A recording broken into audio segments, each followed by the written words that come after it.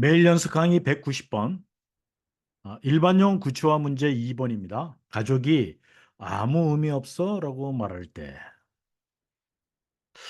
상황은 가족과 함께 저녁을 먹고 있는데 동생이 갑자기 한숨을 쉬며 말합니다.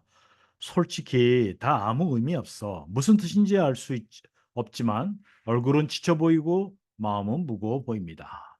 자, 1단계로 상대가 어떤 마음일까를 알아봅니다.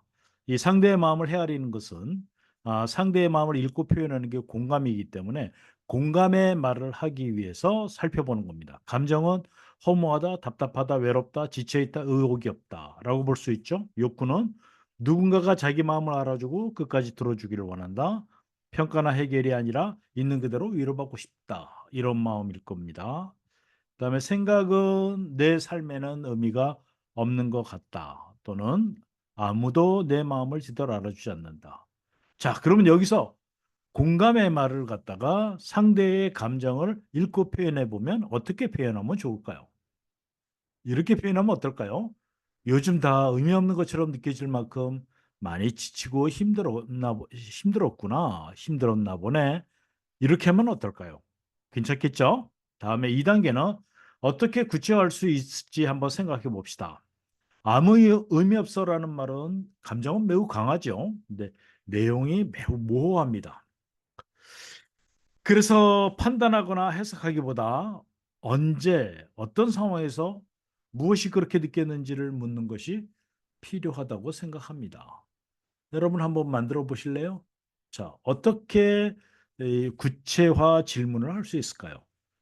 제가 생각한 것은 요즘 특히 어떤 그런 생각이 많이 들어? 라고 상대의 그 상황을 한번 확인해 보고요. 또는 최근에 제일 힘들었던 일이 있었어? 이렇게 하면 어떨까요? 그러면 상대가 거기에 공감의 말을 이어서 이렇게 구체화를 하면 상대도 그 질문에 답을 하면서 스스로 문제 해결을 찾아 나갈 수 있게 되겠죠. 자, 3단계. 자, 그러면 우리가 원하는 이런 상황에서 어떻게 공감하고 구체화하는가 이제 실제 예를 들어보겠습니다. 뭐 다 설명된 건데 요즘 다 의미 없는 것처럼 느껴질 만큼 많이 지치고 힘들었나 보구나. 특히 어떤 순간에 그런 생각이 가장 많이 드는지 말해 줄래? 이런 식으로 구체화를 하면 나름 훌륭한 공감과 구체화 기법이 될 수 있습니다. 생각을 보태는 마음의 글에 말 한마디의 힘이라고 하는데요. 빌 게이츠가 새로운 음성 음식 시스템을 선보이던 발표회가 있었는데 모두가 놀라워하면서 박수를 치고 있는데 한 경쟁사 직원이 이렇게 외쳤습니다. 포맷해줘.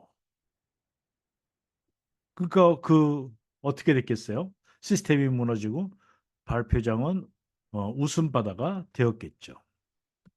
자, 여기서 우리는 겉으로 완벽해 보이던 기술도 작은 말 한마디에 무너질 수 있습니다. 사람의 마음도 다르지 않습니다. 아무 의미 없어라는 말은 짧지만 그 안에는 허무나 그다음에 무력감, 또 지쳐버린 마음이 깊게 숨어 있을 수 있습니다. 그래서 우리는 그것을 끄집어내서 스스로 알아차리게 만드는 그 대화하는 법보다 묻는 법을 배워야 합니다. 예를 들어서 언제부터 그렇게 느꼈어? 어떤 순간이 제일 힘들었어? 이런 질문은 단순한 캐묻기가 질문이 아닙니다. 무너진 마음을 다시 지탱해주는 따뜻한 손길이라 할 수 있습니다. 뭐 빅터 프랭클의 죽음의 수용소에서의 저 자서서는 어 상당히 유명한 책이죠. 여기서 뭐라고 얘기를 하는 거니? 죽음이 삶을 더 의미 있게 만든다라고 얘기했습니다. 그래서 삶의 허무감이 결코 존재의 의미를 지워버릴 수 없다라고 합니다. 우리가 아무리 허무하고 공허하고 왜 사는지 모르겠다는 느낌이 빠져도 그 감정 하나로 내 삶 자체가 무의미해지는 것은 아니라는 뜻입니다. 허무감은 의미가 없다는 사실이 아니죠.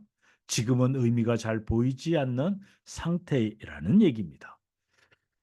우리가 이미 살아오면서 겪은 경험들, 또 사랑했던 순간들, 버텨낸 시간들, 누군가에게 건넨 말 한마디는 허물을 느낀다고 해서 사라질 수 있는 것이 아닙니다.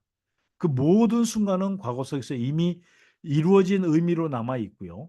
허무감은 그 의미를 지워버릴 힘까지 있다는 것은 아닙니다. 예로 설명하면 안개가 낀 날에는 산이 보이지 않지만 안개가 산을 없애지는 못하듯이 허무감은 삶의 의미를 가려놓을 수는 있습니다.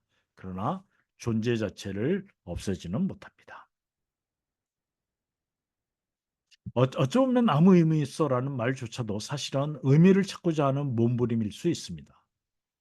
그래요. 우리가 허무감을 느끼고 있지만 그 가운데서도 삶은 여전히 말을 걸고 있습니다. 그래서 이 공감이라는 말은 바로 그 삶의 의미를 다시 보게 한다고 할 수 있습니다. 많이 힘들었겠다. 요즘 많이 지쳤는 모양이네.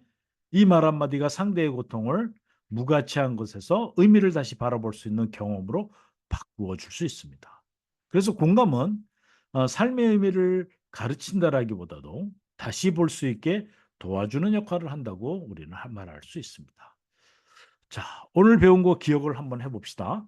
아무 의미 없어라는 말은 결론이 아니라 신호입니다. 그러니까 나는 의미를 찾고 싶다라는 신호라고 할 수 있죠. 허무는 설명되지 않은 고통 속에서 자랍니다.